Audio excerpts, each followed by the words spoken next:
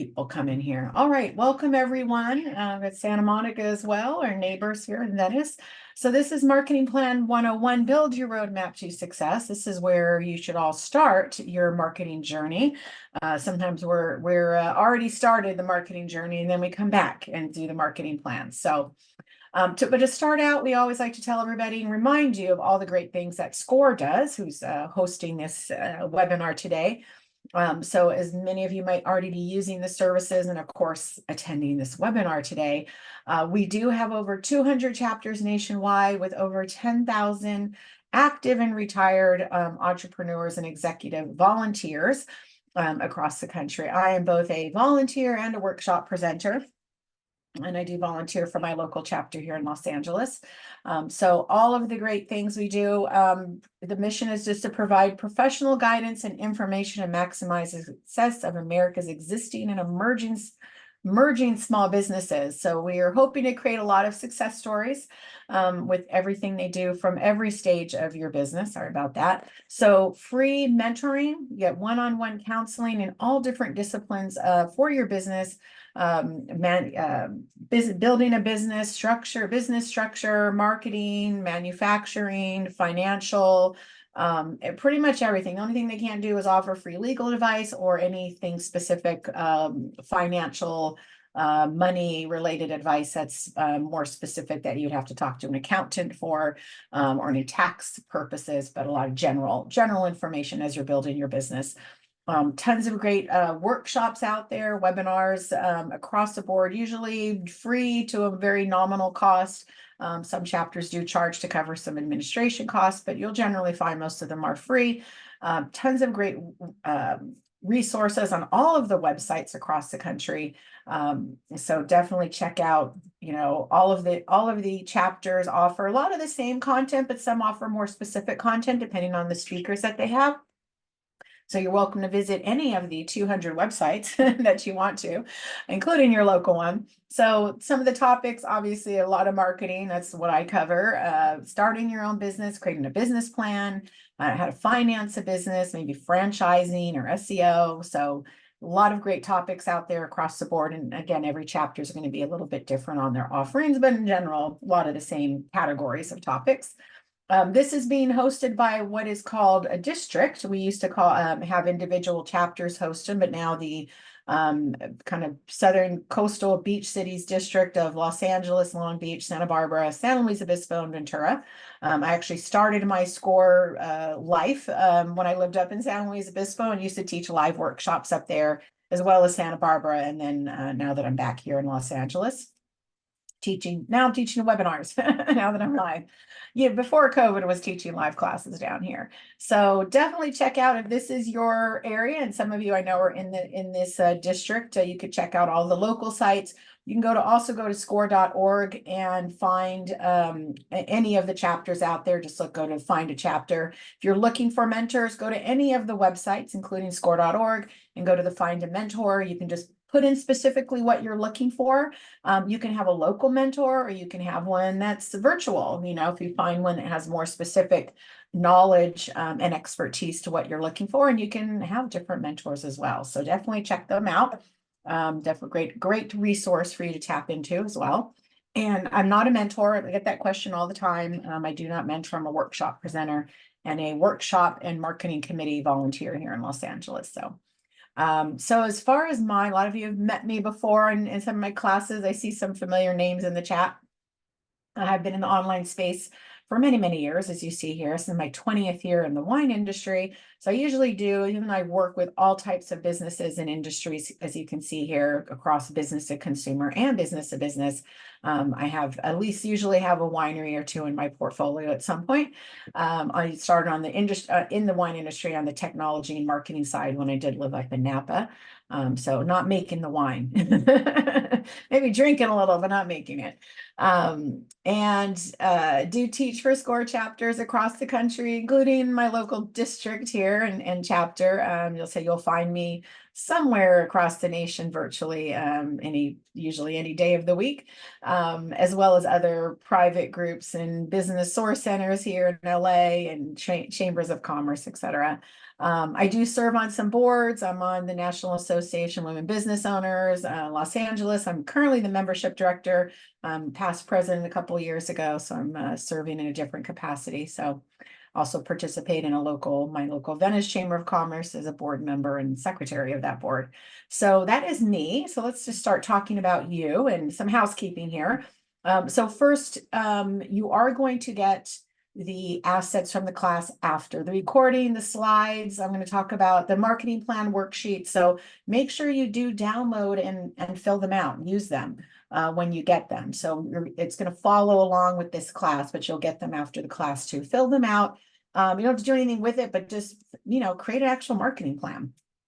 But I want you to tell me about your business in the chat. So we have both chat and Q&A. If you have any questions, please put them in the Q&A so I can distinguish them from the chat, the comments and chatter that's going on in the chat. But I want you to share in the chat right now, please. Tell me about your business. What do you do? Who do you serve? And are you business to consumer, business to business, B2G, business to government, both, all three, perhaps?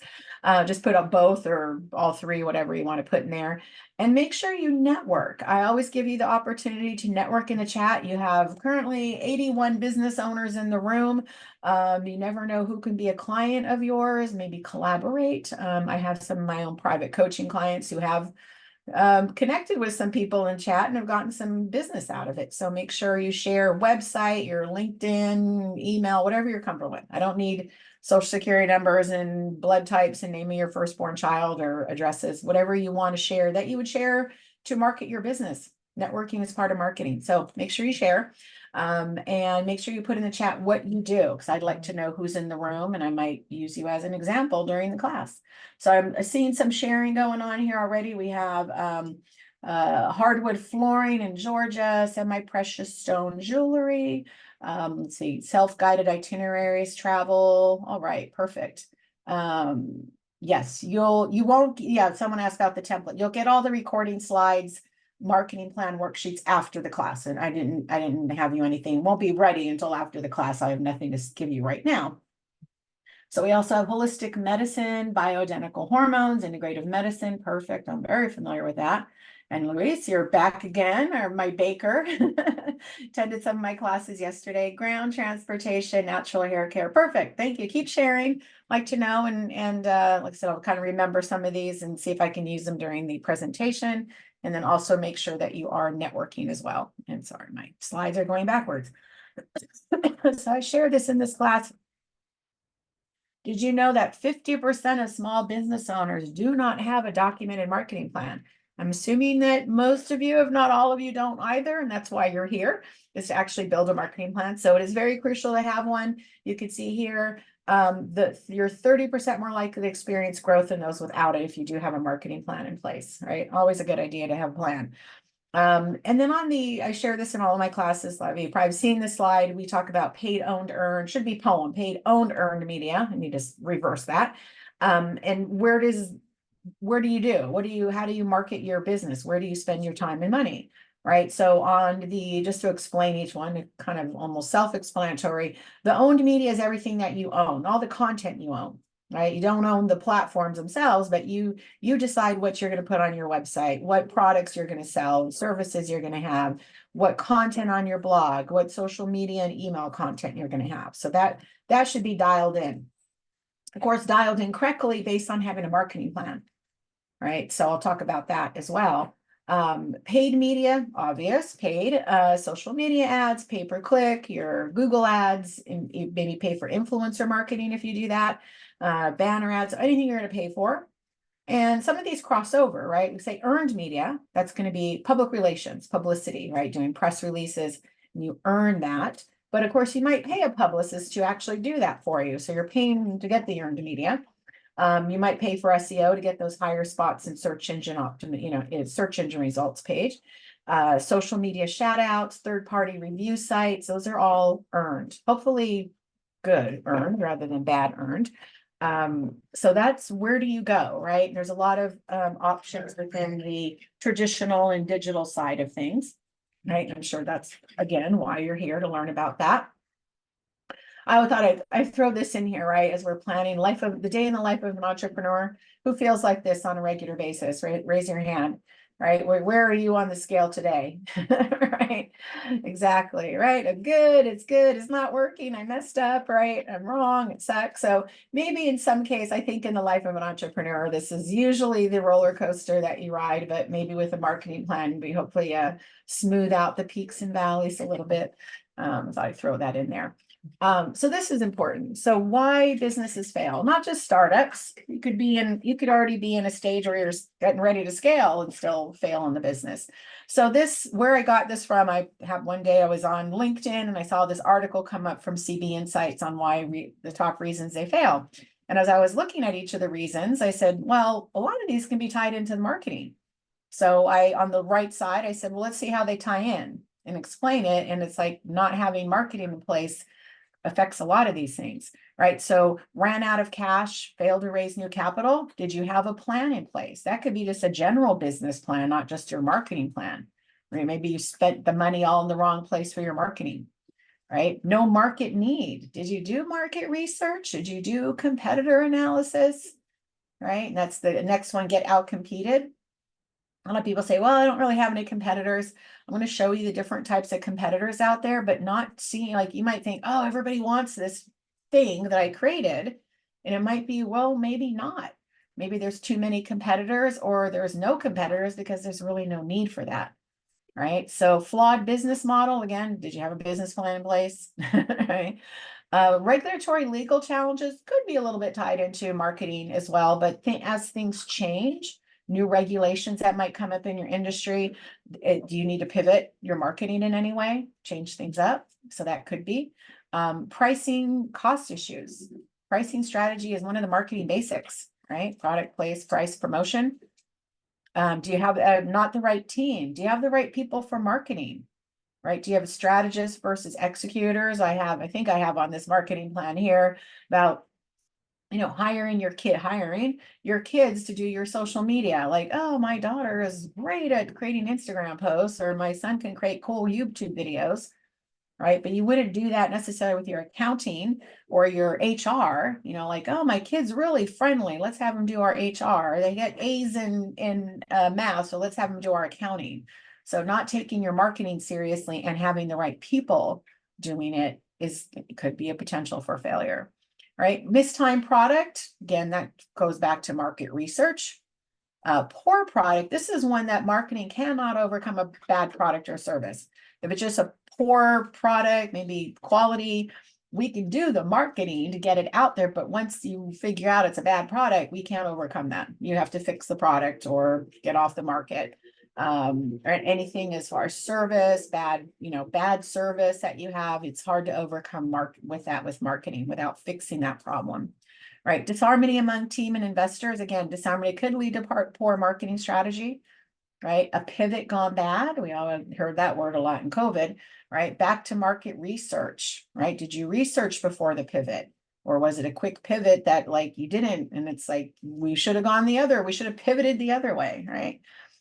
Burned out, lack of passion, that could come to a lot of things, right? Trying to do everything yourself, having the wrong people, having the wrong strategy. So again, you could see, I could tie just about all of these into not having a marketing strategy in place. So very important. We don't want to go down this path, right? Okay. Everybody agree? Say hey, right? Okay. So as Ben Franklin said, if you fail to plan, you're already planning to fail, right? And then we're going to have these reasons that we just saw. Is this your current marketing plan, right? I have one here, right? Turn it, or you turn who's on the left? Raise your hand if your marketing plan kind of looks like the Rubik's Cube on the left, right? Kind of turning each direction. Okay, that didn't work. Okay, let's turn it that way. I used to know how to take these apart and put them back together. So I guess I had a cheat code for it. Maybe that's a wrong pivot, right? We don't want to have the left side. Trying to get it to the right side. Maybe your plan looks like this. You're kind of throwing the spaghetti on the wall. Let's see what sticks. One of my coaching clients used that today. I think I'm just throwing spaghetti on the wall, right? That's also not a good plan. Is that some of your spaghetti? You're spaghettiing rather than having a crazy Rubik's Cube. Maybe you're doing this method, what we call spray and pray in marketing, right? You fling the arrows or shoot the bullets and pray that you get the bullseye. But all of these holes represent your time and money, just like all the spaghetti on the wall or each turn of the cube, right, is money and time wasted. So we don't want these plans, okay? Oops, so I don't know why you're having problems connecting. I think we're okay here. Could be maybe your local internet there, Lisa. But we don't want to have those plans, right? And basically what marketing is going to the last bullet point here. It's just telling people what you do over and over and over again. But you want to make sure you're telling the right people, the right place, the right time, right? We don't want to shout out to everybody and pray again that we get to the bullseye, to the right people with the right messaging. So very important to understand we have to be consistent with marketing, which leads to 5 reasons you need to have a plan. In addition to all those that you saw that you don't want to have, the reasons to fail, definitely will help you maximize your budget, and return on investment. If you have a plan in place, no spaghetti, no pivoting and turning the cube constantly. Definitely will help you create that consistency. Again, telling people what you're doing over and over and over again. Encourages deeper thought about your business and marketing. It kind of goes back to some of those reasons too, like things change, technology changes, the weather can change and affect your business, the economy, right? Election year can change. There's a lot of outside external factors that can affect our local business on a local level, regional, national, globally, right? That we should be aware of and think, okay, could supply chain issues affect my business, and I'm not going to be able to get my products here for the holidays, so always looking at it so that you can strategically pivot, excuse me, if needed, right? So staying aware of what's going on around you. Definitely will unify your team if you all are on the same page with everything, walk in the same walk and talk in the same talk about your business and your marketing overall. And it will just improve your chances of accomplishing your goals if you actually write them down and have a plan in place, right? And thank you for everyone for sharing your information. If you came in later, you can share in the chat what you do, who you serve. If you want to share that information, we're also networking in the chat, so you're welcome to share your LinkedIn and anything else you want to share there. So my marketing strategy circle, some of you may have seen this in my other classes. I usually kind of tease it at the beginning of the class saying, we're going to talk about step 5 today, but really you need to back up and do steps 1 through 4 and 6 and 7. So the 5 is not today's class. That's my social media essentials and email marketing essentials, which I'm teaching later today, both of them. Check it out from other SCORE chapters. But we're going to cover the other part before you spend the time and money and energy on the channels, your social media, your email, your blogs, your content, whatever. We need to look at setting goals for your marketing. Definitely number 2, the most important step is who is your ideal customer, right? We'll talk about buyer personas and brand archetypes, but if you don't have this dialed in, you're going to be speaking to the wrong audience, right? Your messaging you might say, I can help everybody, but by then you're probably helping nobody, right? So if you don't have that dialed in, everything else is not going to make sense, okay? We'll talk about doing SWOT analysis, competitor analysis, unique selling proposition, your story, your branding, message, visuals. Does it speak to your ideal customers, right? Having that tactical plan in place. What does that look like? What tools you need? Are you going to do it yourself? Are you going to have somebody else do it for you? And then knowing how to, you should measure and optimize. Is all this working, right? You need to know how to look under the hood and look at the numbers so that you can, adjust, right? Pivot if you need to as well. So we'll go through each of these steps. So setting goals. Anybody here already setting whatever it is, SMART goals or any other goals? You have goals written down for your business. And even if it's just certain aspects of your business, raise your hand or say yes in chat. I got goals, right? Okay. So some of you do have it. So however you want to do it, you can do it in any manner you want. There's different ways to do it, but you should have some goals in place. And what are business goals versus your marketing goals? Start out, right? Business goals, as you're starting and growing your business, you're looking at sales growth, what kind of market share, what type of deals and deal size, your geographical reach.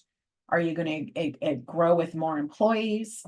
Are you going to obtain assets? Do you need buildings? Do you need delivery trucks? Do you need whatever products for your business? What are your intellectual property? So that's overall to obtain those goals, to reach those goals, you usually have to have marketing. I always hear, Patty, I'll hire you when I make more money. I'm like, well, you need marketing to make money. If it's not if you can't afford your marketing, how's that going to happen? I always say, how's that going to happen to suddenly make more money to afford for marketing? So you do have to have however you handle your marketing, you need the marketing to make the money to achieve all those goals. Right. So your marketing goals are looking at how many leads your prospects engage, what kind of media coverage you might get, what channels you should be on, what conversion you can get from sales. So again, the marketing is going to drive the business goals, right? So very important. It shouldn't be a bolt-on activity, right? Well, nice to have, but I can't really do it right now. If you want to grow, you got to do the marketing, okay? And have a good plan in place for it. So one way to do your goals, anybody here use SMART goals for their business? Raise your hand, say yes in chat, whenever you want to do it. A couple of you. Let's say people. So people who already set their goals are doing SMART. So it's just one way to do it. It's good, organized way of doing, setting up goals, right? Obviously the acronym here you can see is specific, measurable, achievable, relevant, and time-based, right? So specific, obviously you need to be very clear on what you want to accomplish. And you can do micro goals. It's not just one big SMART goal for the company. I'll show you a couple examples on the marketing side of things. They should be, should be measurable, right? Goals should be quantifiable. Like we're going to generate 1 lead per month. Hopefully it's not a very lofty goal there. So achievable, they shouldn't be too easy, like only 1 lead per month, unless it's a really big lead, right? Your big $1 million client. Or shouldn't be too ambitious, right? You want them to be attainable, little pie in the sky, but also, not so far out of reach, you kind of give up, right? Relevant should align with your business goals, right? Should make sense for your business. And then time-based, you want to put some kind of time frame or deadline on it to achieve the goals. Want like, well, eventually we'll, make $1 million, and that could be next year, 10 years from now, whatever, right? If you start putting realistic time on it, it'll help you get to those goals faster, right? So a couple of examples in the marketing world. Here's a business e-commerce website, and one of their SMART goals is to obtain 2,000 new email newsletter signups, right? So it's measurable because they can track the number of new signups via their email marketing platform. Achievable because they can offer incentives for signing up for the newsletter, such as discounts, early access to new collections. Email marketing is definitely a proven method. It's the best ROI of any marketing tool out there. Check out my email marketing class later today. Time bound, right? We're going to reach this goal within the next 5 months. So one thing we don't know from this is where's this business now? Are they starting from scratch and they want to achieve about 400 a month, or are they already doing 200 or 300, right? So hopefully it's not too lofty of a goal, but we want to do about 400 over, we could say per month, or at least within the 5 months, we'll get up to 2,000, right? So again, you want to make sure it's definitely not too pie in the sky.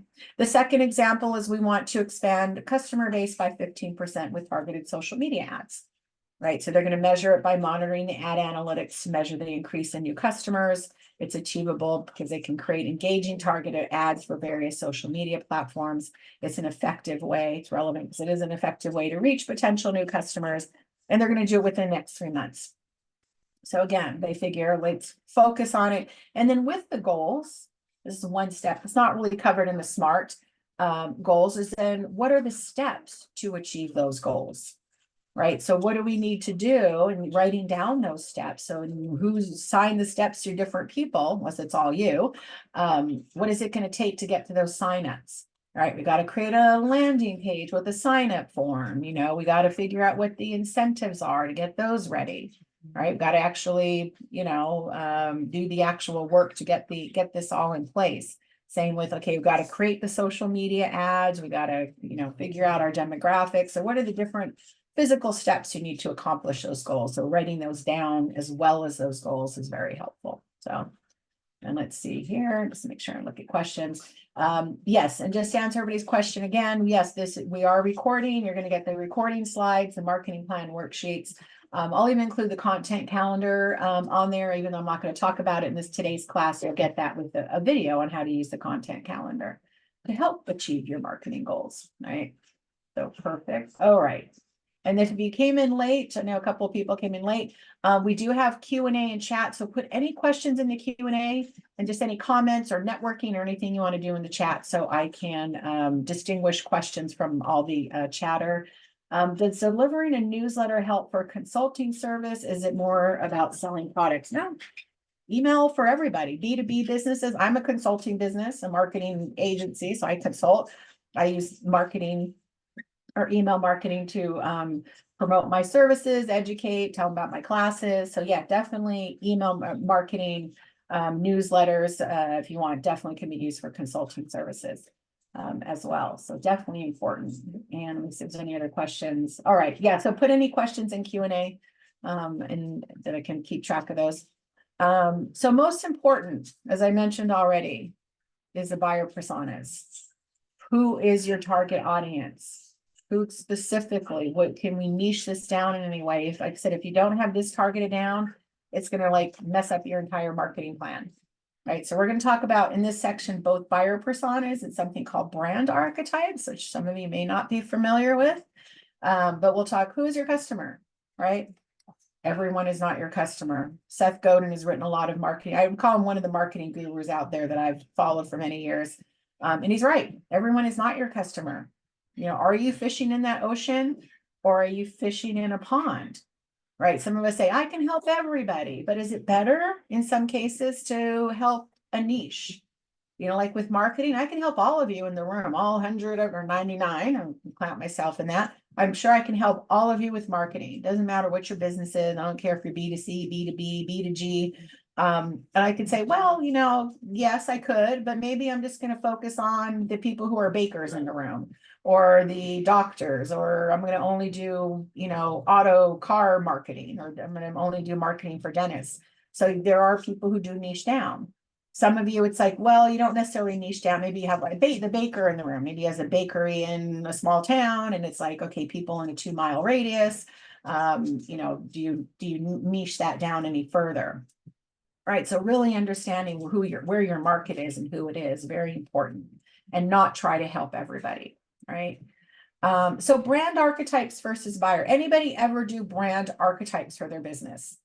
Ever create? Just raise your hand, say yes in chat. Oh, okay, the same people. I think a few of the same people. So hey, for those of you who have, can you tell me what your brand archetype is? You can share that. That would be great. If you remember, we're going to talk about each of them. Maybe that will jar your memory. Okay, so a buyer persona, we're going to talk about the archetypes first, but just to explain both of them, we are a buyer persona is a semi-fictional representation of your ideal customer based on real data if you have existing customers, versus and real data and any market research, right?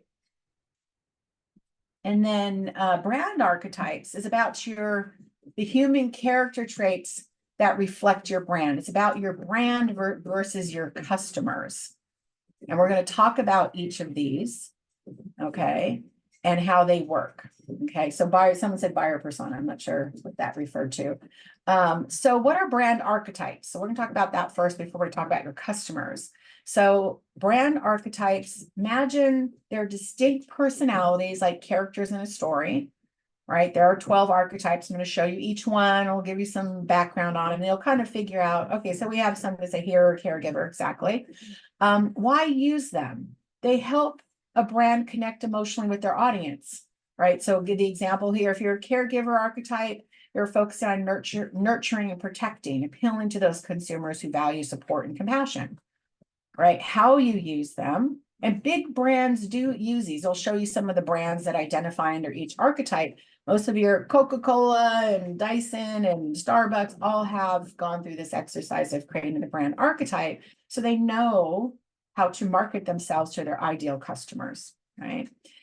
They definitely, the archetype is going to align closely with your value, missions, right? And the interests of your target audience. It's going to create that consistency, will guide the tone of voice, visual style, overall communication. Okay. And also differentiate yourself from, your competitors out there. So a rebel brand can stand out in a conservative market, for example, right? Emotionally connect, steers, tell stories, create messages that resonate with your ideal audience, right? So an example like Nike embodying the hero archetype inspires and motivates through its messaging. So that it inspires or appeals to individuals who value triumph and perseverance. Right. So Nike, if you're familiar, everybody can wear Nike, right? So sports clothing and sports equipment and stuff, everybody can wear it, right? If you can fit in their shoes and fit in their clothes, you can wear it. But their marketing, their personas is not all of us. They focus on the elite athletes. Look at who advertises, who they advertise, right? LeBron James and Tiger Woods, and I'm thinking of past ones, Michael Jordan, right? All the big sports celebrities. So people who are really like competitive with it. Now, some of us might be in competitive sports, but that's who they're looking for. That's who they resonate, who they market to, not just like everybody who can, put on their clothes and go to the local gym, right? Harley Davidson focuses on that outlaw, rebellious freedom lovers, right? So we'll go through each of these. Hopefully they'll become clear, and then you're going to figure out where your brand, what archetype represents your brand. Okay, so this is about you and your brand, not who your customers are, but how you focus your brand to resonate with your ideal customers. Okay, so these are the 12. I'm going to go through each one individually. You can see what they represent. So we have the side that is kind of the legacy side, the connection, structure, spirituality, and so we'll go through each of these and you'll kind of get what they're about, right? So the outlaw, right? So we have, rules are made to be broken. There are a harbinger of change, rebels with a cause, challenge the status quo, right? They desire liberation, their branding style, criticize or denounce the status quo, disrupt and shock. So Virgin, Harley Davidson, Doc Martens, wear their shoes, definitely hit more rebellious side of things. MTV, I don't know if it still is or not. Back in the day, it might have been. I'm not sure. I think they just show like Teen Moms or something now. But think of these brands. So how do these how to appeal to customers with the outlaw, right? Brands must first prove that they see the world as the outlaw does. Authority, conformity, and the mainstream are common enemies. Right. So think about that. Who appeals to Harley Davidson? The freedom lover, outdoors, don't box me in kind of thing. So that's what they have to convey with their particular brand. So hopefully these are going to make sense. The caregiver, make sure I didn't skip one. Sorry. The creator rather, right? It's going to be like, I fall under the creator, marketing, people fall under it, arts and design, information technology, marketing. So think Adobe, Lego. Right now they make anything. Pinterest, right? So if it can be imagined, it can be created, right? So champion of imagination, self-expression. We're not a big fan of traditional advertising, mediocre products, existing features. We're willing to pay a premium for products that inspire creativity, right? So Apple, right? A little on the high side. If we are a creator, you'll find most of us using Apple products, right? So they know how to appeal to us with something daring, different, innovative. Right. So if you're under the creator, right, archetype, that's what you're, going to be appealing to, right? Arts and design, information technology, changing things up a little bit. The magician, some of you might fall under this one. So power, it can happen, right? Disney, Coca-Cola, charismatic, clever, dynamic, right? Their desire power, wonder, mysticism, transformation is the branding style. So this is ideal for beauty, entertainment, relaxation, health, and wellness could fall under this, which also could be caregiver. All right. The magician archetype doesn't settle on a single buyer persona, a singular one. It appeals to other personas because of its ability to transform. right? So you could take your customers on a transformational journey, worn out to new, lost to found, right? So spas, resorts, theme parks would fall under this, right? So think about Disney. Coca-Cola is an interesting one. I'm not sure. I'm trying to think about their latest advertising. I don't see advertising for them very often these days, but Disney, because I'm in the neighborhood of Disney here, we see a lot of Disney advertising. I'm sure back in Disney World area they do as well.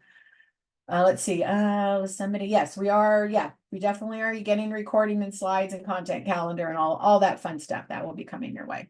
So you'll be able to see all these sheets again, and really pick through them and see which one. And some of you might say, oh, I think I fall under a couple archetypes, but really you'll find your brand really goes up to like one main archetype, right? So really thinking about them so that you're not kind of spreading out your branding and your messaging all over the place. They say, well, I could be a little hero and I could be a little magician, right? But hopefully one will resonate with you as you're seeing these. So the hero, I already talked about Nike, right? So Under Armour, Gatorade, Adidas, FedEx, society's savior and redeemer, courage, self-sacrifice, achievement. They seek personal transformation, their quest to triumph over adversity, right? Their primary motivations to prove their courage and determination, right? So Heroes brand asset is inspiring messaging and content that taps into that customer's ambition, helps them take action, right? Nike, just do it, right? So think about how these brands, what they do to resonate, right? So some of these sports brands, they use athletes, like I mentioned, LeBron James, David Beckham, people who you see are triumphing, winning the competition, right? Winning the battle. Well, where there's a will, there's a way, right?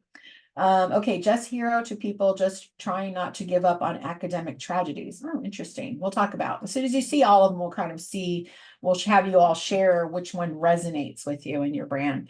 The lover, right? I only have eyes for you, sensual, empathetic, soothing, right? So lover has an affection for the beautiful and a penchant for blissful experiences, both sensual and nurturing, desire to be desired. So you think Chanel, Hallmark, Godiva, Tiffany and Company, right? Fragrance, cosmetics, wine. If we have any wineries in the room, you'd fall under this category as well.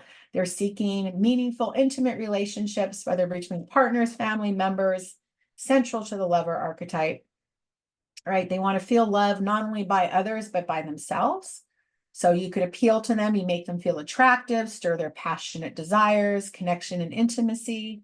So again, think of some of these big brands, if you've seen their advertising, how they appeal with this archetype, right? If you think about going back to some of these brands already mentioned, going back to the Hero and Nike, like if they didn't have an archetype structure, what would their brand like? We sell sports equipment, right? We're not trying to appeal to anybody or like any body physically, either up to a certain lowest size or the highest size can fit into their clothes and wear them, but they didn't focus on any one particular niche and didn't think of an archetype of like, hey, we want you to overcome and persevere and beat the competition. And, so think about kind of unstructured if you didn't have it, versus how they're structured. If Nike was just like, we're just a sports clothing brand, right? The Jester, right? All about having fun and living in the moment. So kids entertainment, beer brands, let's just say confectionery. So some of your bakers might fall under the Jester category. So if I can't dance, I'm not part of it. Fun loving, playful, optimistic. So you think of M&M's, Old Spice, the kind of fun commercials they have. Geico with the gecko, right? Nickelodeon, this kid for kids, I haven't seen Dollar Shave Club recently, so I'm not sure. But I guess they would fall under the Jester as well. So you can, Jesters are, says, like magicians, are rarely a buyer persona, but can be perfect archetypes for brands in entertaining or wanting to associate themselves with good times, right? So this could be some of you as well that fall into this category. And then the everyman, right? You're just like me. Oops, sorry, hit the mouse. You're just like me, and I'm just like you. It reminds me of Barney. We are family. I love you, you love me. So they want to be like everybody. They want to blend in. They want to belong. They want to create a inclusive and a welcoming community aligned with core values. That would be you and your brand. So think Target, Gap, eBay, Walmart, IKEA, right? The every person's brand. We go there, everybody can get something at Target and IKEA furniture, kind of, no distinct style other than we can just say it's IKEA, right? They're their own style. You got to put your own furniture together. So to appeal to them, you must make them feel a sense of belonging. This isn't there's not going to appeal to them that they're elitist or better than you. That would be a turnoff because it's this down to earth, every man, every person persona. So they want to feel like a sense of belonging, inclusive, welcoming community. So I don't know if anybody falls under this category. And then the caregiver. So a lot of you nonprofits, education, healthcare, hospitals would all fall under the caregiver, obviously, right? So they think love your neighbor as yourself, giving service, right? Selfless personality driven by desire to protect and care for others, right? Often maternity figures, doesn't always have to be. Caregiver archetype perfectly fits brands that help those in need, which makes sense. So you want to appeal to people who are also wanting to give back and give in need with your messaging. So think about how UNICEF Wildlife Foundation Pampers, well, right? We're taking care of your baby. We're swaddling their behinds in our diapers. Toms, right? Shoes, and they give back, part of causal marketing.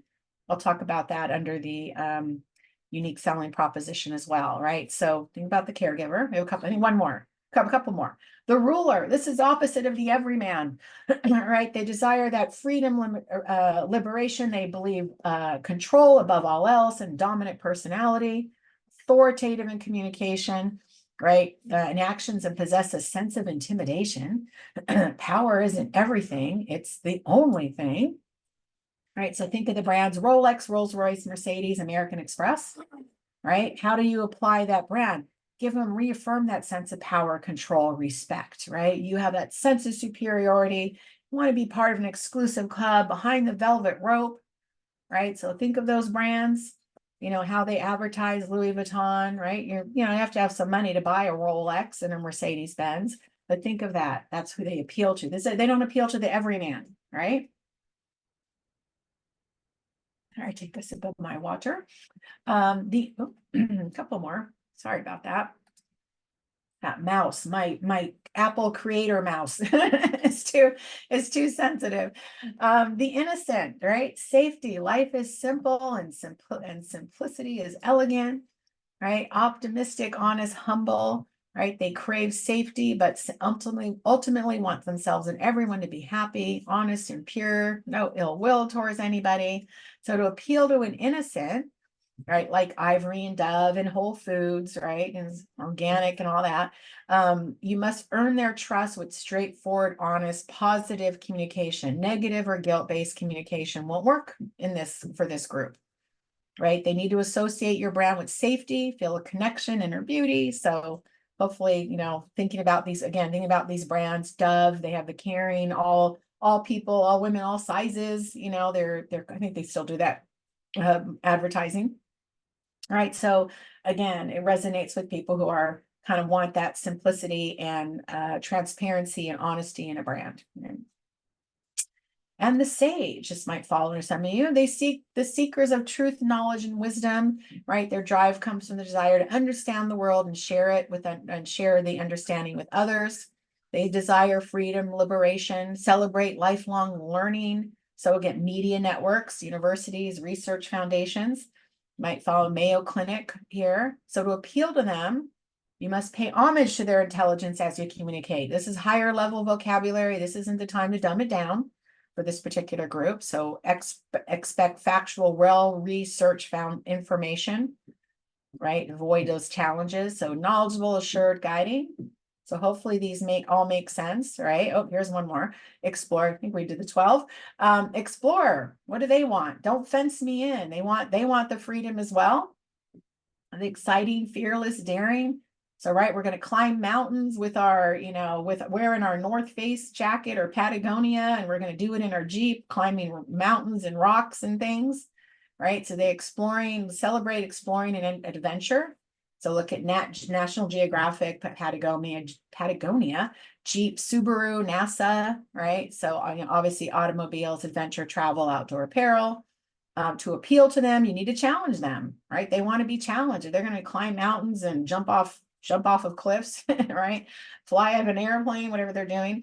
That needs to resonate with them. Should promote the outdoors. Unknown is the land of free, and challenge them to explore it with your brand. Right. So this is all about your brand and who you're trying to appeal to with your brand. So with that, I think that's the last one. Yeah. So before we go on to buyer personas, I just want to check the chat. So did you guys figure out who you are? So the ruler can be everyone seeking to regain control of their, guys are type jester. Okay. And what is your brand? Someone said jester. Many of our parents as potential customers would like the ruler appeal. They're very competitive. Yeah. If they're feeling superior and competitive within that could make sense versus like the one that's like the outdoor adventure, the adventure one, or the hero is being competitive. Let's see, how do you help those in need but get clients who don't expect you to do it on starvation wages? Market to the right people. Yes, we are remote, so don't have marble counters, and we don't use flattery other than reassuring customers. I don't know what you do, Andrea. Tony Caputo. Yes. Hi, Tony. Are these archetypes supposed to reflect how we personally feel, or what the trait or skill we should, or what the trait or skill we do should reflect? So, how your brand is perceived out there, how you want your brand perceived out there is what, not how you personally feel. So if your product or service appeals more to people like the hero or the lover or the innocent, your marketing would appeal to people who are that brand archetype, who appreciate that. So think about what your values and how you see your company and what that looks like. So if I'm a creator, right, and I'm appealing, and I'm like, I should be appealing to people who want their marketing done or looking for something creative, want to think outside the box, right? I don't know if I would kind of be a sage, because I do marketing coaching, right? So I'm training, but I'd probably still say under the creator as a marketing overall, if that makes sense. So this is different than buyer personas, like who your customers are. This is how you appeal to your customers based on that. So let me see what else we have here before we proceed. The customer oriented answer is ruler, not hero for our company. What do you do? Develop and deliver extremely effective programs to recover and exceed academic status for either every ambitious or suddenly struggling students, usually both in the same person. Casuals tutoring does not work in our results. Okay, interesting. Yeah, that's I'd have to think on that one too, but maybe would it be the sage too, potentially? The parents want their students to be number one and have impossibly high goals. So that's interesting. That could be a couple. I'm thinking a couple of them. I'm kind of dividing it up in there. So very interesting. Okay, perfect. So I'm going to keep on moving along. Thanks for sharing, but hopefully you resonate. Think about resonating with at least one of those. Some of you may think a couple, or you could be thinking like a portion of the business, like somebody like, well, I'm a magician because I'm transforming, but you're really maybe a caregiver, that's the main one is your business. So kind of have to think on that, but you'll get to see the slides again, kind of really read them and resonate with them. So buyer persona, as I mentioned, right?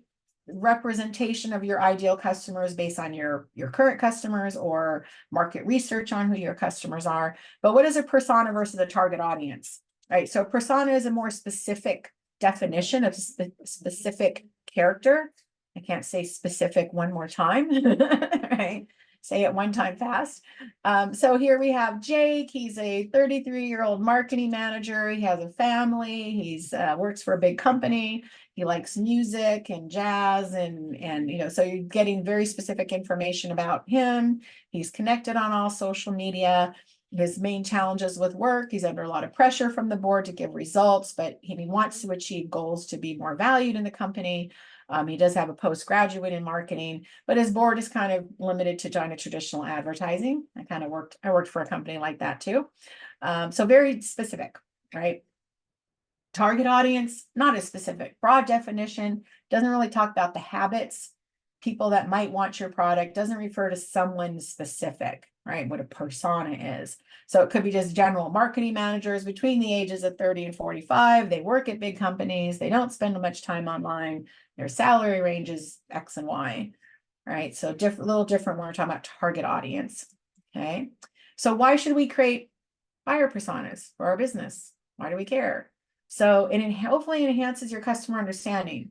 The personas allow businesses to understand customer needs, motivations, behaviors more deeply. If you focus in on who they are, what motivates them, what drives them, what are they doing, what are their challenges and pain points, and then tailor your marketing strategies to that as well. Or maybe improve your product or service based on your target audience. Maybe they want something different than what you're thinking, right? Or expand on it, take you in a new direction. Hopefully it does increase your sales efficiency because you're going to hone in on it. I call this, when I'm working with clients, and maybe some of you have heard me call it in some of my classes, I call this part of the coaching session, wrestling the alligator. Because a lot of businesses I talk to, they don't want to no, I can really help everybody, but if I niche it down or just target here, then I'm going to leave out some business over here. Right. So when I say wrestling the alligator, sometimes I really have to wrestle them down and go, listen, sounds like, okay, you're not going to lose business. Again, if you're trying to appeal to everybody because you don't want to lose out on a market, you might be appealing to no one. So you're losing anyways. So when I can wrestle that, I used to call it a therapy session too, but I like wrestling the alligator. That looks like more of a visual than you sitting on a couch, right? As I'm evaluating you. But very important, right, to nail these down, right? Hopefully increase customer satisfaction and customer retention as well, once we really focus on who they are. So we'll talk about how to create these. So how do you find data to create your buyer persona? Again, if you have existing customers, what do they look like? You might not have all the nitty-gritty details on all the customers that purchase from you. Some you might have more than others. You can get a general sense. Say you have a store, right? People coming into the store. It could be the neighborhood. Maybe you're in a senior community, older demographic. You can kind of tell, like, everybody coming to the bakery, they all have gray hair, looks like grandmas with their grandkids. Or does it look like young urban professionals, younger millennials, or is it a mix? You can kind of visually see. You're not going to know everything about them just walking into your bakery and buying some muffins, but you could tell from the general market. And it could be it's a mixed market. Obviously, you live in a college town or have a business in a college town, you're probably going to see a lot of college age kids. But if you're kind of in a mixed community, does your product appeal to what appears to be an older market or a younger market, or only women or more men? So you can kind of get some visuals on that. You can carry out customer interviews or do surveys, right? If you have sales team, can you get any insights from them, right? There's tons of digital business data out there.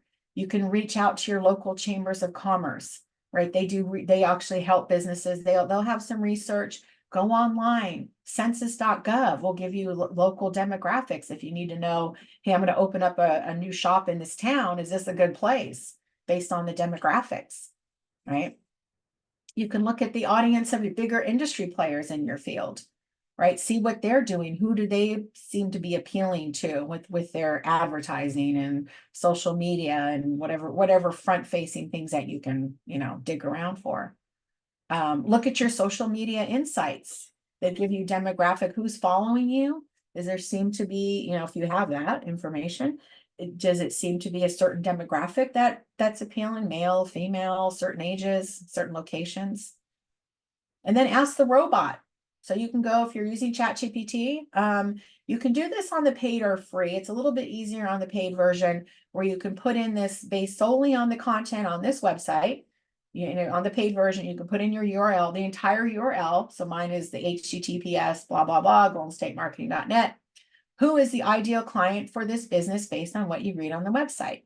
Now, this is a good exercise to do, just to make sure your site actually has content resonating with your ideal clients.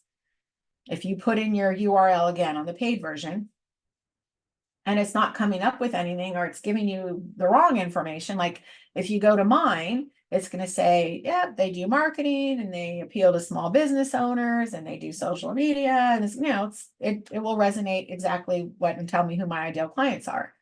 right? So that's a good exercise to try. On the free version where you can't put in a URL, you can say, you know, hey, my business is, I do marketing, I work with small businesses, I do social media management, I do marketing coaching, but I have to give them all the details about my business in order for it to come up with who my ideal customers would be, okay? After you ask that question and you get the answers, you could follow up with a prompt. Now build me 5 buyer personas based on this information. You could actually also have it figure out your brand archetype. So try that out if you have the access to ChatGPT. See if it comes up based on the information on your site. Does it come up with the correct archetype? What you're thinking? So you could try that out as well. Okay. Different ways to find it. So as you're building, if you know, you can use ChatGPT to help you, but if you're saying building them from scratch, you know, here are some starter things. Not everything will be everybody's buyer persona, but you know, who are they? Is it, you know, women between the age of 20 and 30? Is it all married couples with young children who are ages 0 through 5? Is it people located in Atlanta, Georgia, who make over $100,000 a year, who are college educated? You know, who do you think, who's your audience? What do they look like? Who are they? Who are they professionally? Are they CEOs of companies? Are they middle managers, entry level, starting out in their career? Do they manage people? Are they managed by others? Right? What are their values and fears? What drives their decision-making process? What do they value in their personal and professional life? This is you imagining who your customers are. What do they look like so that you know to go find them, go to appeal to them, okay? What are their personal and career goals? How do they prioritize them? Where are they? How do they get information? How do they communicate? What media do they consume? Are they newspaper readers? Or they go online and they find things digitally? You know, they listen to NPR radio, right? So who is imagining that you would appeal to, right? Is there any negative information that these personas be too difficult, too expensive to support, right? Wrong industry, not enough budget. So we mentioned that, right? People who you're not working for free. And when you're talking about business to consumer versus business to business, right? When we're talking about, you know, how to appeal to them, right? Generally B2B is going to be a longer term relationship building thing, right? You're building those relationships with a very specific niche generally, right? And you're sharing your expertise with them because they're more rationally driven. It's a longer selling cycle because you might be dealing with more than just the person you're talking to. There might be more decision makers, right? But your main goal is to build trust and credibility with your content, right? Because it is a longer selling cycle and they want to trust that you can help them, right? But business to consumer is about building brand awareness across the market. You're focusing on triggering emotions to make that quick purchase, right? Larger scale market, meaning, you know, the B2B, I might just be focusing on architects or environmental engineers or high school students or high school teachers, I should say, not high school students. That would be B2B. B2C, right? You're focusing, say larger scale might be like, okay, my larger scale is my geographic area where my bakery is located, right? Short selling cycle, generally you're dealing right with the person making the purchase, maybe, you know, family members to help make that decision.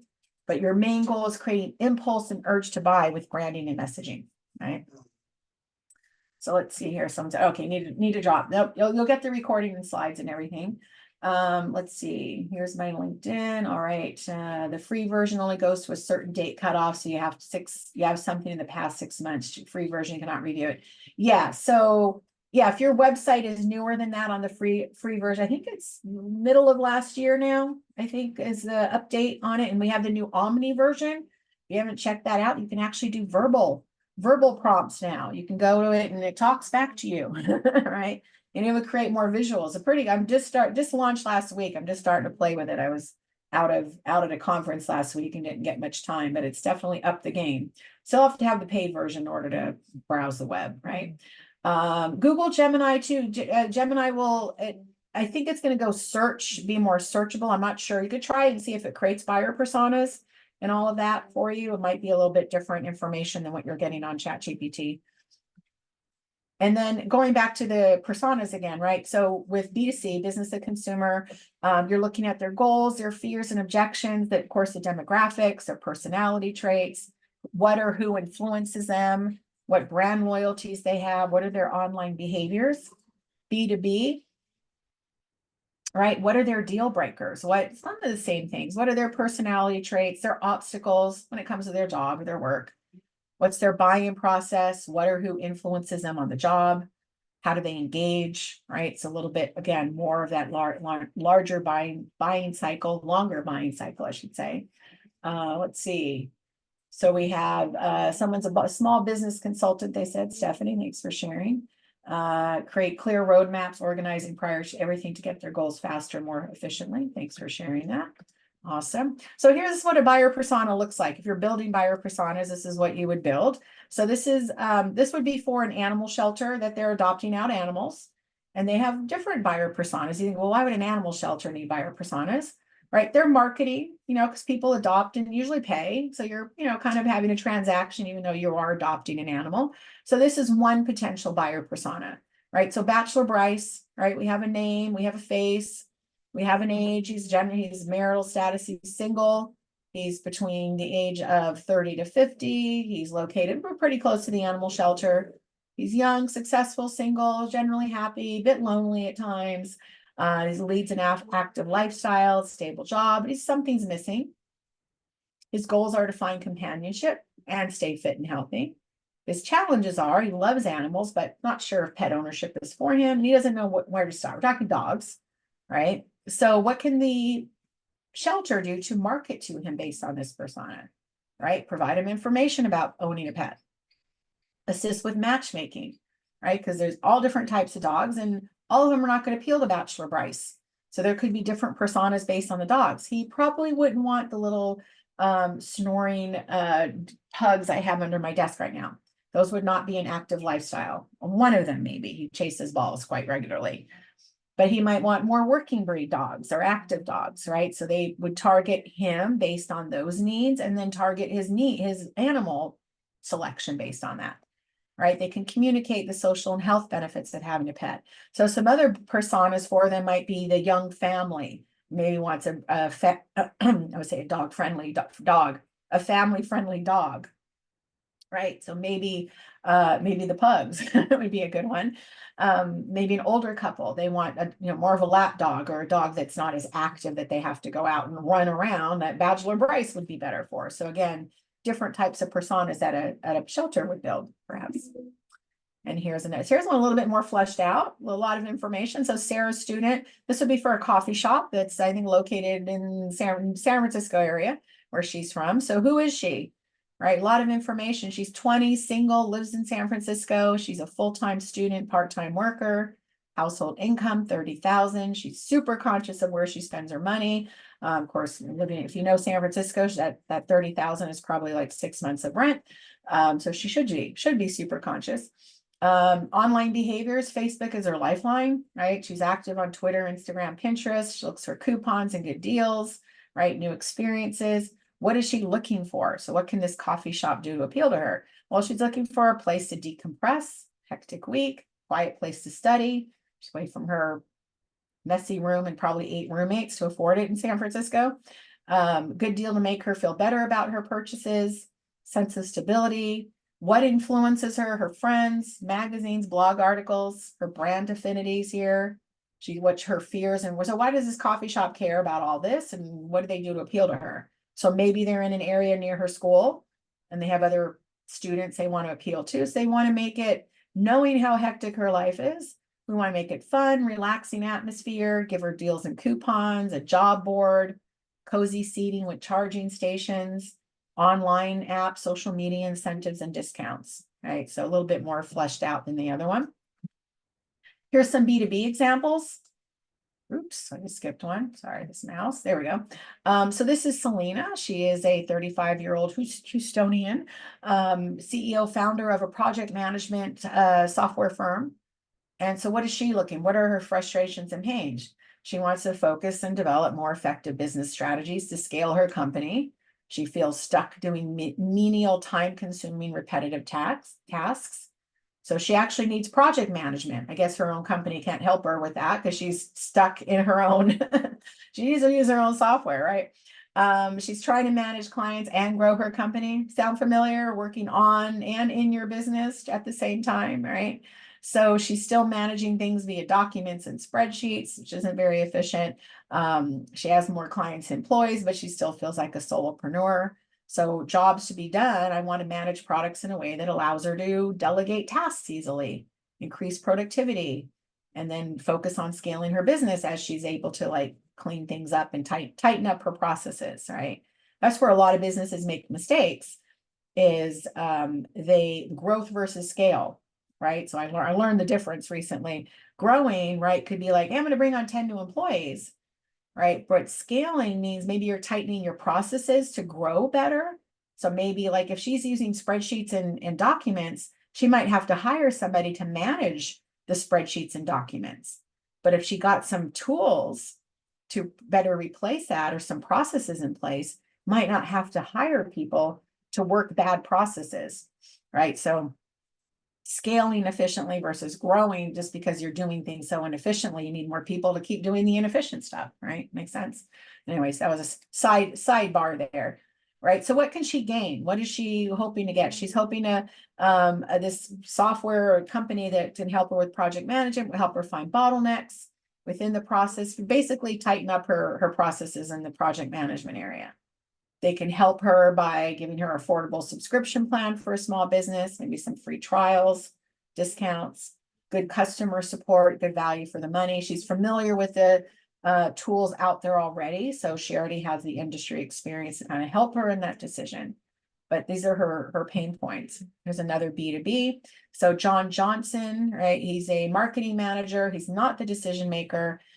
Industry is software and tech. He's 30, he's BS in marketing. And his goal is to deliver leads to grow the user base and achieve those goals.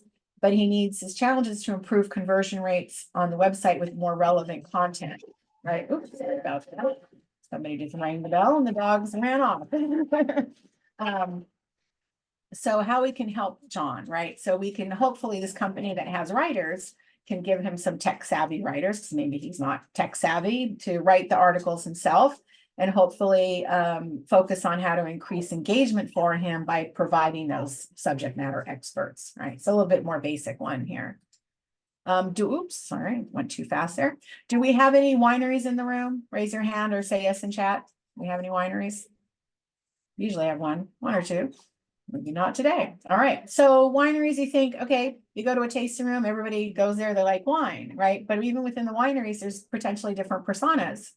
You might have those brand new, never had before, they're interested, engaged newcomers versus the everyday loyals, wine enthusiasts, image seekers, right? So a little bit different, you know, how you might market to them, how you bring them into the tasting room, and how you market to them after the fact, right? Somebody who's price driven, you're not going to show them the $100 bottle, right? So there we go. So, you know, again, different, knowing who your targets are is the easier way to market to them and have the right messaging, right? So the buyer's journey, right? What does that look like? Right? So generally everybody's in a buyer's journey, right? We start looking for a product or service. We're aware, we make ourselves aware of a product or service, right? We do the research. You know, we're doing maybe some competitor analysis, comparing our options. We get to the purchase, and then we retain, right? We hopefully retain. We're in a gain and retain cycle, right? So how do you reach out to people in this cycle, right? So the buyer's journey here, we have it broken down here. So the awareness stage, they have a problem, they're looking to solve it. They do some research. So maybe you reach them out with blog posts or newsletters, video content, right? Infographic, be different for everybody. All of these won't work for everybody in their market. All right, they're in the interest stage, right? The research, comparing stage, right? They're looking to understand the different benefits. So maybe it's case studies, demo videos, sales sheets, maybe free trials, depending on your business. Maybe you're doing webinars, right? Maybe some events, or show them the pricing. Then they're in the decision maker. They did the research. Now they're looking to make that final decision. So maybe it's a live demo, your proposal, right? A consultation, analyst reports, vendor comparisons, perhaps FAQs, references in the stage before they finally make that decision, they purchase. And then advocacy part, that's kind of the can be the retain, right, part of it. They love your product, they're happy to spread the word for you. So maybe you do feature them in social media, case studies, social proof, right? Doing social proof testimonials, put them in your newsletters, talk about them in your blog posts, right? Your case studies and success stories here.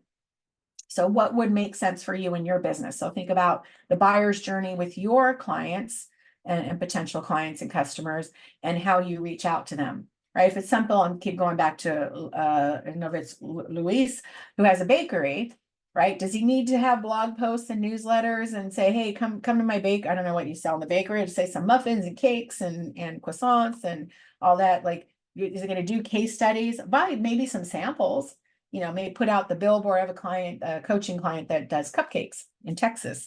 And, how are you going to appeal to them, right? Big billboards, come over here, pictures of your lovely cupcakes, your food, people are triggered by food, that looks good, let's eat it.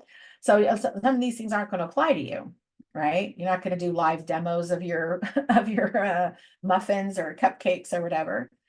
So some of these may appeal in those cases. Some of us have across the board, a lot of these would appeal to it. I do blog posts and newsletters. I could do video. I could advertise my business. I do email marketing. I could show case studies of clients I've worked with. Demo videos, not really, but I do events. I do webinars. I'm doing that now. I could do, obviously give pricing on what I do. Give a proposal. I could do FAQs.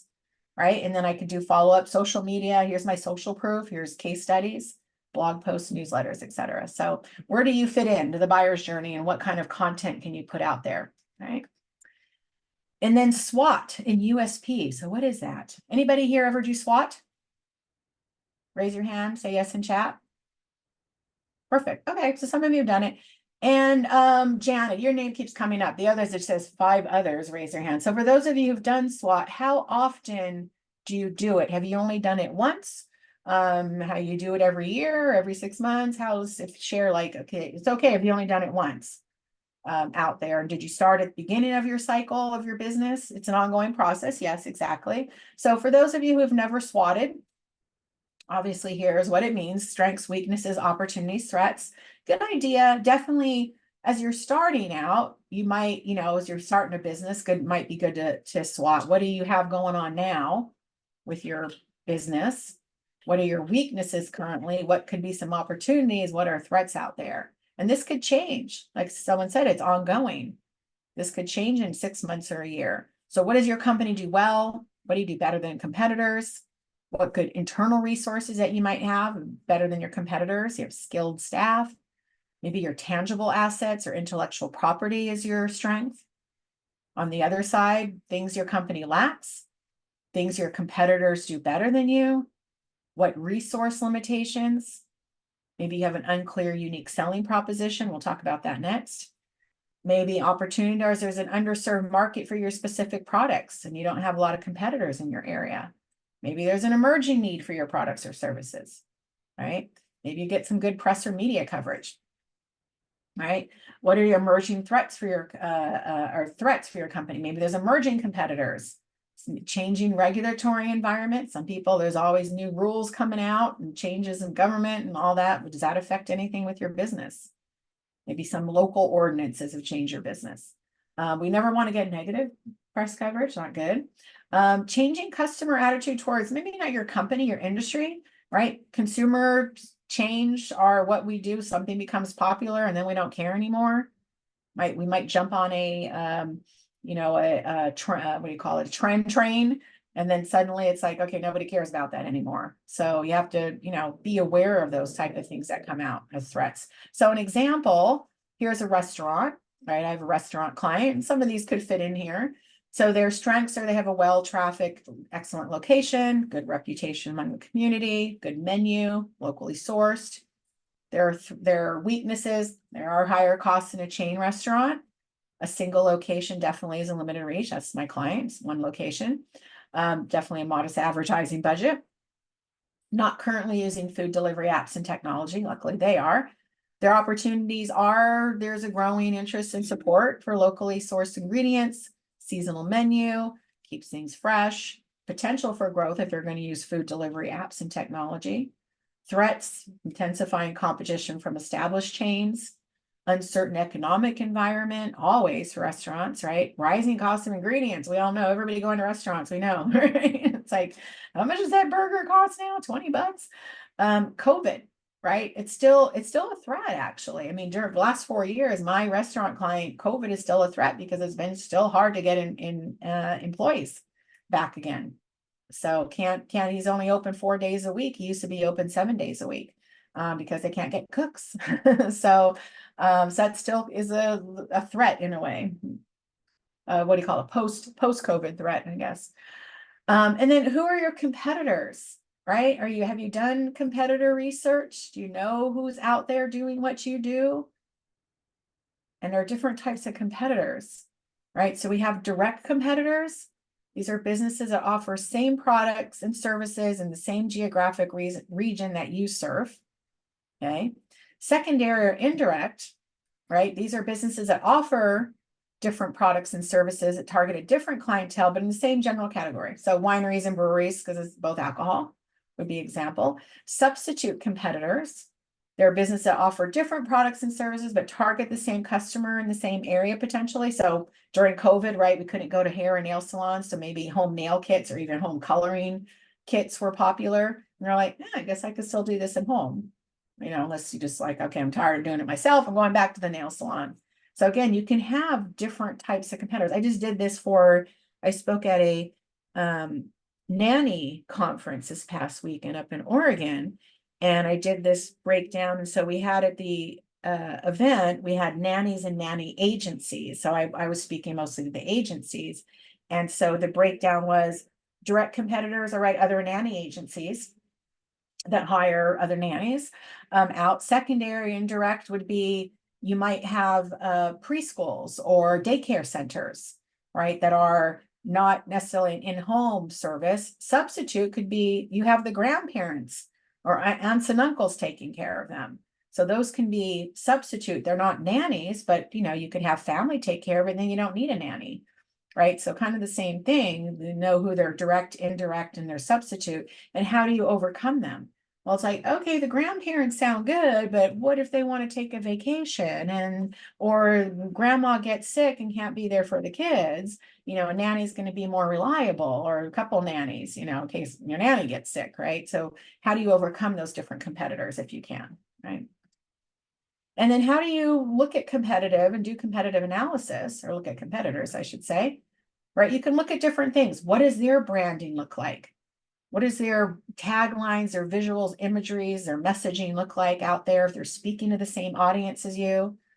How did their products promise to solve the customer's problems? What does their content look like? Their website, their blogs, their case studies, articles. You can, spy on them, see what they're doing. Are they doing anything on social media? What are they doing? Who do they appear to be appealing to? You might do keyword. There are some ways to do keyword analysis. There's a website called SpyFu that you can look at and see what they're doing. Advertising spend, you might not be able to find what they're advertising unless it's some obvious, like, well, my competitor puts a billboard up on the highway over there in Austin, and that's like $10,000 a month.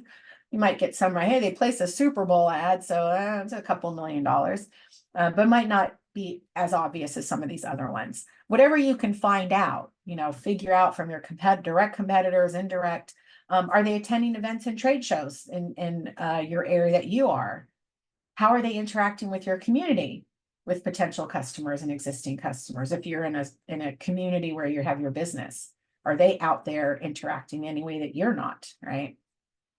So different things you can do to kind of check them out and see what they're doing. Even, check with the robot, go on the robot. Again, if you have access to the paid version with the internet, you could say, hey, here's my business. Can you go out there and find some competitors? I have 1 million competitors out there in the marketing space. I can't say I can give you, the top 3. I can give you 3, But what distinguishes us from each other, right? We all offer the same services and like, maybe something a little bit different. So really understanding like, how do you differentiate yourself from your competitors out there, right? So unique selling proposition. Anybody ever go through this exercise? Oops, sorry. Gotta stop touching the mouse.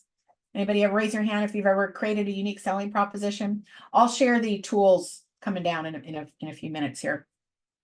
So some of you, Janet, you've done everything. You've seen you raise your hand. All right.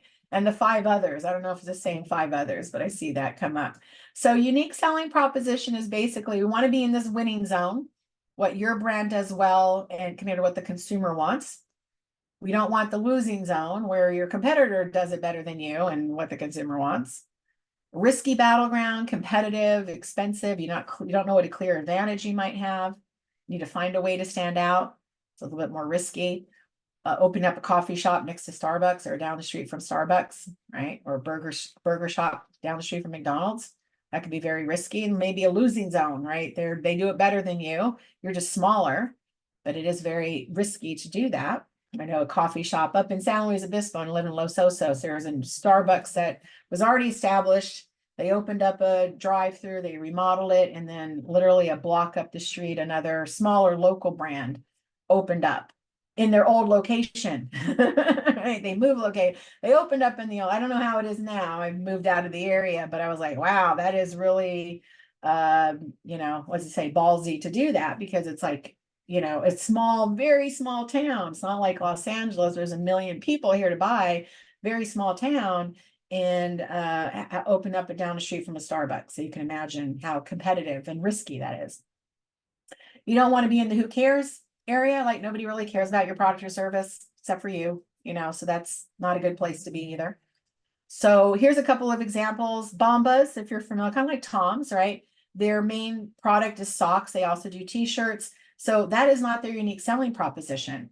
The USP is that last line, every item you purchase for yourself, they donate an item to someone affected by homelessness, right? Does that appeal to everybody? Everybody can wear socks, right? From birth on up to in the coffin, you can have a pair of socks on. I don't think they do baby socks, but anybody can wear socks. But is everybody their customer? Is they can fish in the ocean? No. Everybody is not their customer. Not everybody's going to spend $80 for 4 pairs of socks. There might be people who want to feel caregivers. They want to feel good about their purchase. They want to give to somebody else as they're making their purchase, and they're willing to spend $20 a pair of socks. Some other people like, I'm fine going to Target and getting my 10-pack of socks for $10. Right? And that's okay too, but this is not their customer. This is causal marketing. This is something a little bit different. Like, we can all wear them, but we're not all their customer. Make sense? All right, here's some other ones I found online. I thought they were kind of fun. Saddleback leather, they'll fight over it when you're dead. All right, that leather is going to last a little longer than you. Right, Pipcorn, this was actually a Shark Tank product. I think Barbara Corcoran. Very successful company, but all natural, whole grain, small batches. Now, all popcorn it's like tiny popcorn. They call it Pipcorn, but all of it's GMO, gluten-free, whole grain, right? Maybe small batches, not all popcorn's made in small batches, but most of it should be all natural and whole grain. But that's what they're owning. World's strongest coffee, Death Wish coffee. Maybe it is, it'll kill you, right? I don't know. Might be stronger coffee out there, but that's what they're owning as a unique selling proposition. Fake tattoos by real artists, right? So instead of just a little graphic somebody created, actual real artists created these tattoos. If you care about that, fake tattoos. Empowering the world to design, Canva, right? You don't have to be a graphic artist to use Canva. Everybody can use this tool to create any graphics out there, right? Canva's awesome. Here's some out there you might be familiar with, some older. So I go to FedEx, Federal Express, as they were known back then, when it absolutely positively has to be there overnight. So when they first came out, that was their service. Nobody else had overnight service like them. Only they did. All right. So Domino's, fresh hot pizza delivered in 30 minutes or less, or it's free. They no longer offer that, but when they first came out, that was their offer, right? Target, expect more, pay less. Right, this is a Canva one. HelloFresh, America's most popular meal kit. There's other meal kits out there too. Maybe it is the most popular based on sales, right? So there's a couple examples there. Now, I'm not going to read all these are for you to look at, but different things when you're creating your unique selling proposition for you to consider, right? What's your distinctives compared to other providers? What are your services are more effective than competitors? How do you meet the physical, spiritual, emotional needs? Maybe you have demographic distinctives, certain area that you're in. Service, you offer 24/7 hotline, toll-free numbers, 24/7 social media follow-up. Confidentiality, that was a big thing in the nanny conference that when I talked to a bunch of the nannies and agencies, a lot of them work with elite customers and celebrities, and confidentiality was definitely an important part for those that are dealing with that. How fast can you deliver? Do you have any special deals or incentives? Personal distinctives, what are your special skills that are more attractive? You have years of training, your track record, you've been in business for 50 years, right? So how can you build that unique selling proposition against your competitors, right? That's what a unique selling proposition is. And then your story, your branding, your messaging, what does that look like, right? Why do you need a story, right? So we connect with other people. We're loyal to people. We might be loyal to a product. I'm like, yeah, I always buy the Tide pods, or I only drink Starbucks, or I'm very loyal to Apple. But we tend, when we're talking about small businesses, people want to connect with people, know your story, right? So they can be loyal to you. We want to know about what makes you tick as a small business owner. Why did you start this? Why did you open up a bakery? Why are you a business coach? Why did I go into marketing? Was it like, just because, my family, I'm a lawyer because I come from a long line of lawyers, like, what is it that makes you tick, and what story can you tell to attract people to you, right? So it all comes down to everything you do crafts your story, right? Every way you communicate with a customer, your online materials, your website, your social media, your brochures, your delivery vans, your company uniforms, your storefront, your signage, all of that tells your story. And if you want to be consistent across all those platforms, confused buyers don't buy. I work with a lot of websites, or a lot of my coaching clients, and we've been I call it reimagining their websites, because a lot of them don't appeal to their ideal customer, or they make it confusing. Like, where do I go? Where do I come to purchase? What do you do? I went and visited all of these websites for members of this women's organization I'm in. I didn't know who, I want to know all of them. I'm the membership director, right, for NAWBO. And I went to their websites. I'm like, okay, what do they do? I just want to quickly break it down. Are they a business advisor? What do they do? And I'm reading the websites, and I'm like, I still don't understand what you do with all this language you put on there. It was like a word salad. It probably made sense to you, but I'm like, if I want to buy from you, or tell somebody to buy from you, I don't even know what you do, right? So I'll talk about that as well, telling your story, right? So these are some questions for you to answer. They'll be on the marketing plan worksheets. Things for you to think about and write them out. Why was your brand created, right? What are your brand core values? Like, is it honesty, transparency? Kind of going a little back to the brand archetypes, but what makes you tick as a business? Right? Why did you do this? Or whoever started the business, why did they do it? Will your brand live up to these fundamentals? But think about that so you can start crafting your story, right? And then visuals. Do your visuals speak to your ideal clients? Right? So here's an example. This is a branding photographer that I work with on the Central in San Luis Obispo, for those who are in there, Junichi Studios. And then I was in a women's networking group there, and I know Janet from the group. She's a life coach. And so Gina got a hold of her. She's like, it's a nice picture. It's, it's an old previous job. I don't know what Janet did beforehand. I kind of joke of what I think she did. But it's pleasant, but is it currently what she kind of looks like? Does it speak to her ideal clients for life coaches? So Gina got a hold of her, kind of zhuzhed her up a little bit to kind of appeal to her ideal customers. So this is Janet after, right? So now she's strategically positioning to appeal to a target audience, right? So if her customers are want life coaching, have some issues going on, here we have Janet, warm and friendly. I can imagine sitting across the sofa from her, telling her my life problems. I joke with Janet, I go, the other picture kind of looks like you were a bank teller and I'm going to ask you for like 20s for my $100 bill.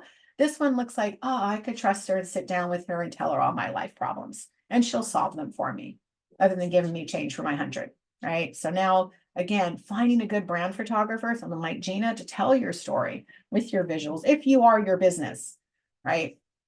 Here's another one of Gina's clients, Marcy Jean, hair and skin specialist. She wanted to sell professional, but also playful. You know, she obviously had playful personality, her look playful, but she say, hey, I can do business. I can do my thing here.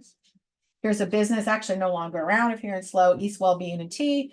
But obviously they're selling calm, right? They have tea, they have body work and stuff going on. So they wanted to tell that story with their branding photography.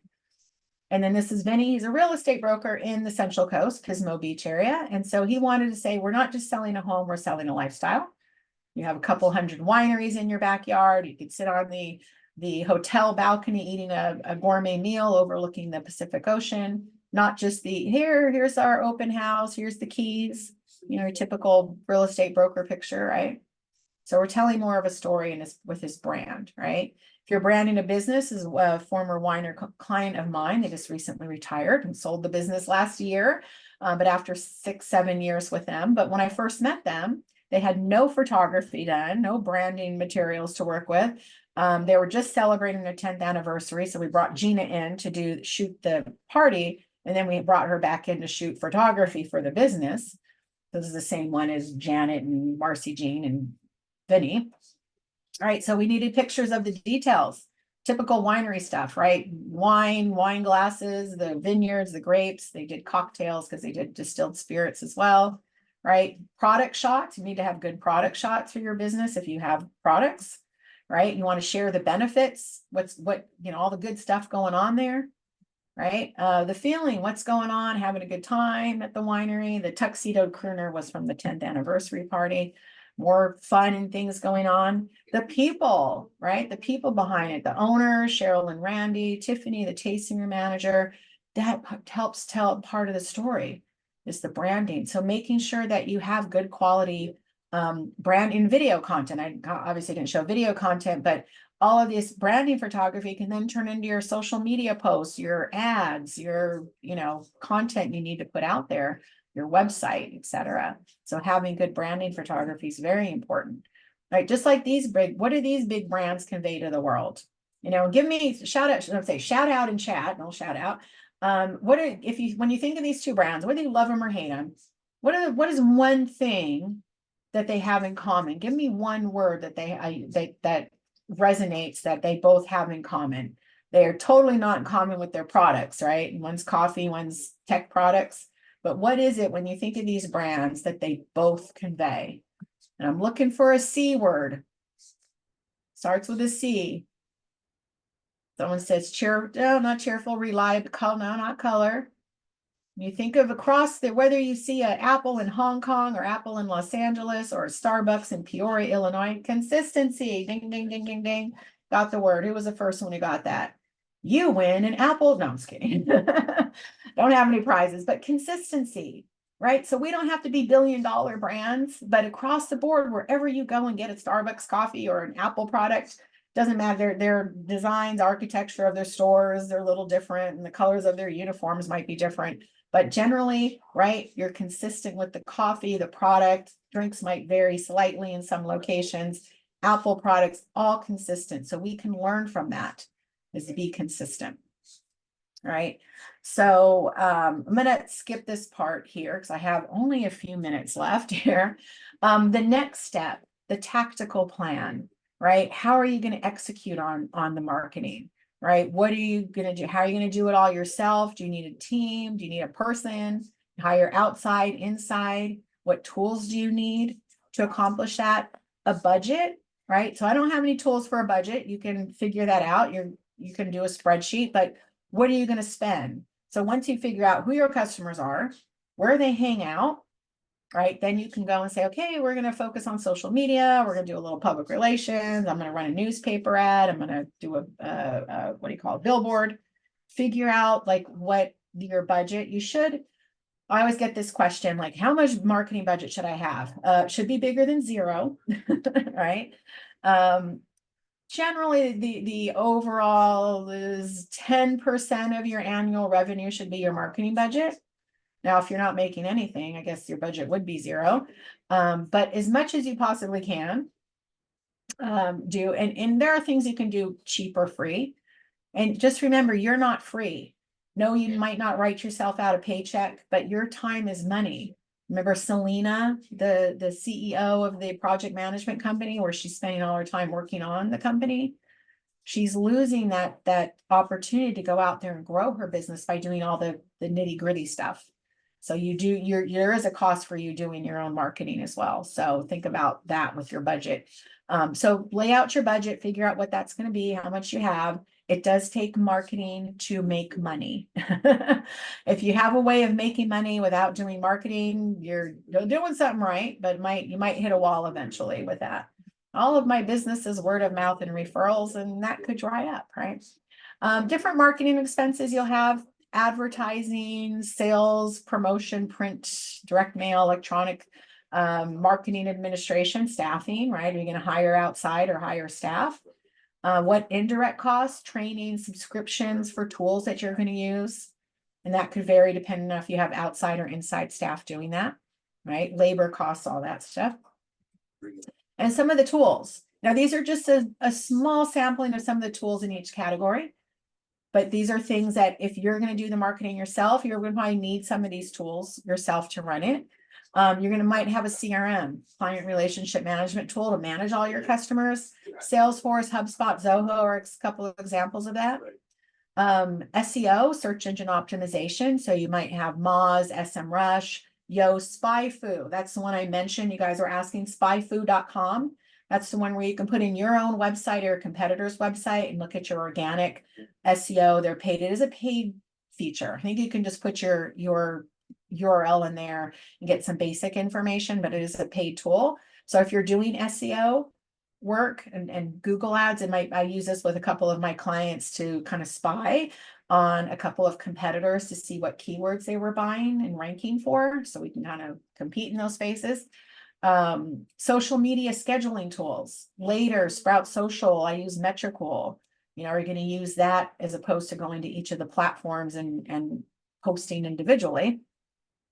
You might need sales tools: LinkedIn Sales Navigator, Salesforce, lead funnels, graphic design tools like Canva, Photoshop, Illustrator. There might be other video tools. I put in here ChatGPT or AI might help with some of these as far as tools.